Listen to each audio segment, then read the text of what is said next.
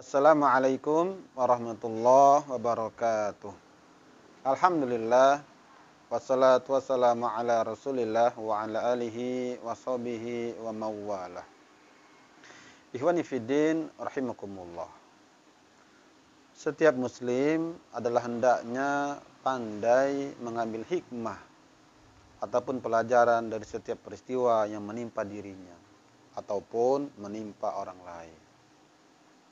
Terkait dengan agar kita selalu belajar mengambil hikmah, kita bisa mengambil dalam ayat Al-Quran. Yang pertama dalam surah Al-A'raf ayat 176, Allah Ta'ala pernah berfirman, A'udzubillahi minasyaitonirrajim, Dzalika matsalul qaumil ladzina kazzabu biayatina faqasusil qasasa la'allahum yatafakkarun. Demikianlah perumpamaannya orang-orang yang mendustakan ayat-ayat kami. Maka ceritakanlah kisah-kisah itu kepada mereka agar mereka mendapatkan pelajaran. Kemudian dalam surah Al-Baqarah ayat 269, Allah Ta'ala berfirman, Yu'til hikmata may yasha' wa may yu'tal hikmata faqad utiya khairan katsira wa may yadhakkaru illa ulul albab. Dan Allah Ta'ala memberikan hikmah kepada siapa yang Dia kehendaki. Dan barang siapa yang mendapat hikmah, maka dia telah mendapat karunia yang banyak. Dan hanya orang-orang yang berfikirlah yang mendapatkan pelajaran. Ikhwani fiddin rahimakumullah. Bagaimana kita bisa mengambil hikmah dari peristiwa terjadinya wabah corona ini? Yang pertama, hikmah yang kita bisa petik dari COVID-19 ini adalah mengajarkan kita agar kita tidak menyombongkan diri. Terkait dengan sombong ini adalah bahwasanya ia merupakan sesuatu dosa besar dan ia sangat dilarang di dalam agama kita. Karena sesungguhnya dosa yang pertama kali dilakukan oleh hamba, oleh makhluk Allah adalah dosa karena kesombongan.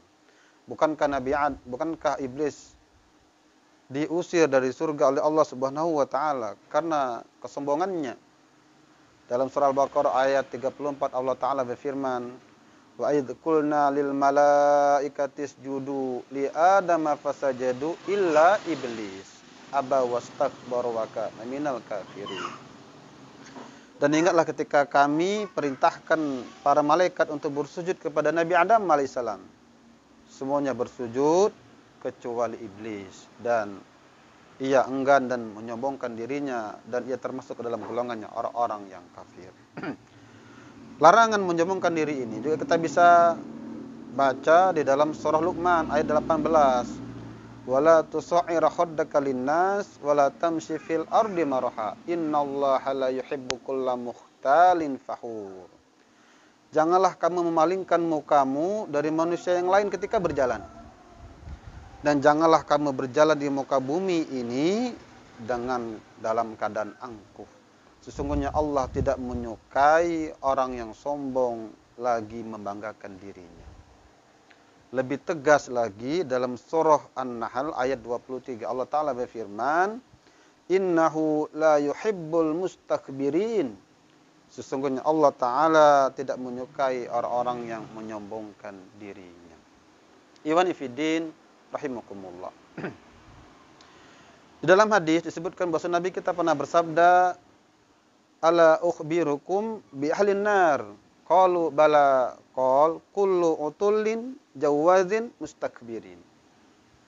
Maukah aku beritahu, kata Nabi, siapa penduduk neraka itu?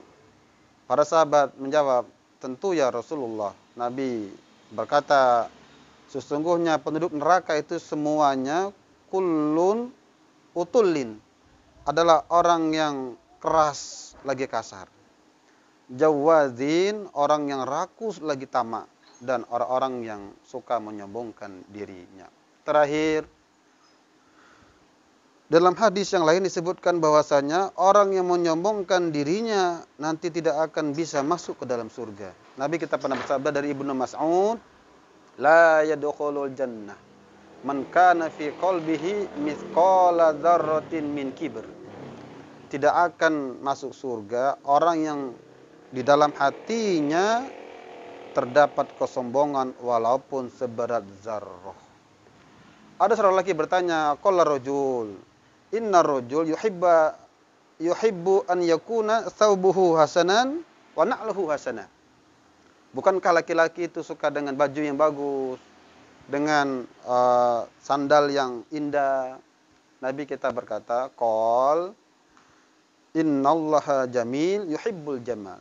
Sesungguhnya Allah itu maha indah dan menyukai keindahan. Artinya orang yang berpakaian yang bagus, orang yang berpenampilan yang menarik untuk orang lain, agar orang tenang dan adem melihatnya, itu insya Allah bukan bagian dari kesombongan. Terakhir dalam hadis itu, al-kibru batarul haq wa ghamtun nas.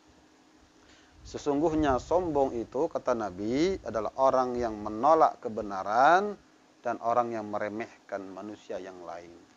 Ikhwani fiddin rahimakumullah. Semoga dengan terjadinya wabah corona ini mengajarkan kita, menjadikan diri kita agar semakin tawadu, rendah hati, tidak sombong dan angkuh kepada orang lain, apatah lagi sombong kepada Allah Subhanahu wa taala. Semoga kita bisa mendapatkan hikmah yang luar biasa dari wabah corona ini, sehingga kita bisa selamat dan mendapatkan keberuntungan di dunia ini maupun nanti di akhirat kelak. Walfun minkum, syukron ala itimamikum istima'ikum.